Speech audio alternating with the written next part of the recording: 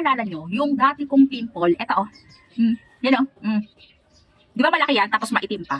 Actually, dalawa yan. Ito yung mas malaki, ito. Tapos meron pa dito, ayan oh. Oh. Ayan, yan yung dito. Oh, meron pa dyan. Tapos ito, malaki talaga to. Oh.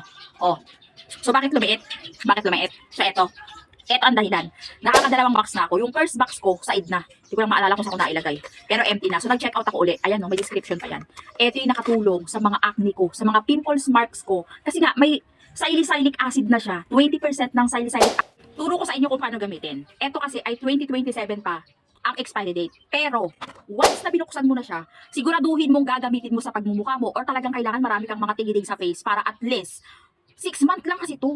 After using nito, kailangan pag nag 7 months, dispatch mo na. So 6 months mo lang siyang gagamitin. Kaya talagang makikita mo na, yung talagang ito ba yun? Wala pa isang buwan yan, wala pa isang buwan. Oh, wala pa isang buwan, pero tingnan mo naman, wala na. Oo, iniwan na ako. Iniwan na ako ng aking pimple. Okay, ang aking Skin Oren. Oh, naka-discount sale to, babe. Maglalagay ako ng link, bilisan mo na ha. Highly recommended ko sa maraming tigidig.